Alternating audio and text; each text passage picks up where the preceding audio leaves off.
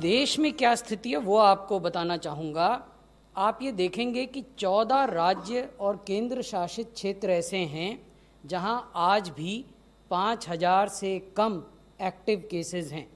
There are 14 states and union territories in the country where the total number of active cases are still less than 5,000. There are 18 states and UTs in the country where the total number of active cases are between 5,000 and up to 50,000. कुल 18 राज्य और संघ शासित क्षेत्र ऐसे हैं देश में जहां एक्टिव केसेस की संख्या 5,000 से लेकर 50,000 तक है, और केवल 4 राज्य ऐसे हैं जहां एक्टिव केसेस की संख्या 50,000 से अधिक है। There are only 4 states in the country where the total number of active cases is more than 50,000.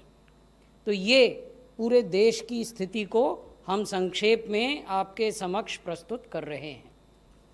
अभी भी 5 राज्य हैं जहां देश के 60% एक्टिव केसेस हैं। महाराष्ट्र में 29.5%, 29.5% of the total active cases in the country are concentrated in Maharashtra. 9.9, almost 10% cases are in Karnataka, 9.4 are in Andhra Pradesh, 6.8 are in Uttar Pradesh, 4.7 are in Tamil Nadu, and remaining 39.6% are in the rest of the states and UTs.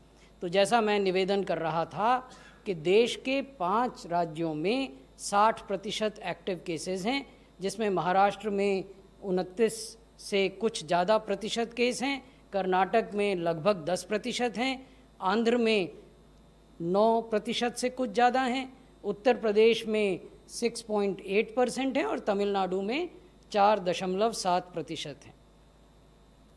ये हम आपको दिखाना चाहते हैं कि प्रत्येक सप्ताह इन राज्यों में नए केसेस की स्थिति में क्या परिवर्तन हो रहे हैं, और ये जो आंकड़े हम आपके सामने रख रहे हैं ये 1 जुलाई से लेकर 15 सितंबर तक के आंकड़े हैं नए केसेस के, वीक ऑन वीक बेसिस। जैसा मैंने पहले भी आप लोगों को बताया है कि स्वास्थ्य मंत्रालय के स्तर पर हम प्रतिदिन प्रत्येक राज्य में कितने केस हो रहे हैं उसको ट्रैक करते हैं, प्रति सप्ताह कितने केस हो रहे हैं उसको ट्रैक करते हैं, क्यूमुलेटिवली कितने केस हुए उसको ट्रैक करते हैं।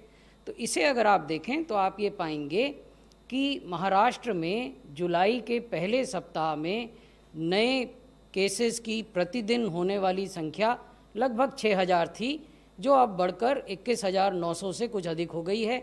यानी जो क्लियर ट्रेंड है वो प्रत्येक दिन केसेस के बढ़ने का है। अगर आप कर्नाटक को देखें तो वहाँ कुछ स्टेबलाइजेशन नज़र आता है। पिछले 3 सप्ताहों में 1 जुलाई से लेकर लगभग 25 अगस्त तक या उससे कहिए 18 अगस्त तक केसेस लगातार बढ़ रहे थे, फिर घटे और अब कुछ स्टेबिलिटी की तरफ बढ़ रहे हैं। उत्तर प्रदेश को आप देखें तो वहाँ सप्ताह दर सप्ताह प्रत्येक वीक में केसेस की संख्या बढ़ रही है। आंध्र प्रदेश में लगभग कर्नाटक की तरह पिछले 3 सप्ताहों में कुछ स्टेबिलिटी आई है प्रतिदिन आने वाले नए केसेस में। तमिलनाडु में हमें डिक्लाइन कुछ दिख रहा है, initial signs of a decline in Tamil Nadu in respect of new cases week on week. तो ये हम आपसे साझा करना चाहते थे ये जानकारी, क्योंकि जब हम एब्सोल्यूट नंबर्स की बात करते हैं तो इस तरह का जो ग्रैनुलर डिटेल है, जो सप्ताह दर सप्ताह कैसे संख्या बदल रही है उसकी ओर हमारा ध्यान सामान्यतः नहीं जाता है, तो उसको देखना भी बहुत ज़रूरी है। अब मैं यही चीज़ आपको प्रतिदिन होने वाली मृत्युओं की ओर आकृष्ट करके बताना चाहूँगा। अगर हम डेली एवरेज डेथ्स देखें, जो 5 राज्य हैं जिनके बारे में अभी हमने नए केसेस का जिक्र किया, वहाँ तो आप देखेंगे कि महाराष्ट्र में ये बढ़ रहा है लगातार, जहाँ जुलाई के पहले सप्ताह में लगभग 202 मृत्यु औसतन प्रतिदिन होती थीं, वो अब बढ़कर 409 हो गई हैं। कर्नाटक में आप देखेंगे जिस प्रकार नए केसेस में कुछ स्टेबिलिटी के साइन नज़र आ रहे थे, ये अब कुछ स्टेबिलिटी के आसार यहाँ भी दिखाई दे रहे हैं। उत्तर प्रदेश में जहाँ जुलाई के पहले सप्ताह में प्रतिदिन केवल 19 मृत्यु हो रही थी, वहाँ अब ये प्रतिदिन मृत्यु बढ़ गई हैं और लगभग 70-73 के लगभग पहुँची हैं।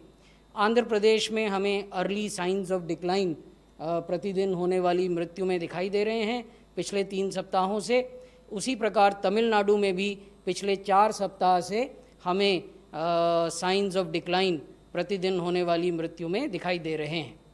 Press the bell icon on the YouTube app and never miss another update.